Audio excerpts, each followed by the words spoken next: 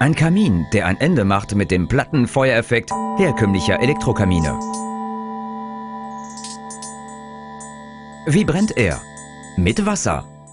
Ein Tank, der bequem gefüllt werden kann, Halogenlampen und 1 oder 2 Ultraschallverdampfer sorgen für ein revolutionäres Flammenspiel.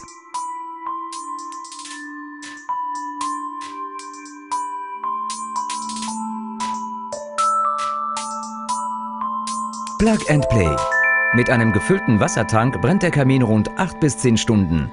Der freigesetzte ultrafeine Wasserdampf trägt zusätzlich zur Verbesserung des Wohnklimas bei. Wasser als gegensätzliches Element zu Feuer sorgt hier für ein spektakuläres Flammenspiel. Schöner wird's nicht.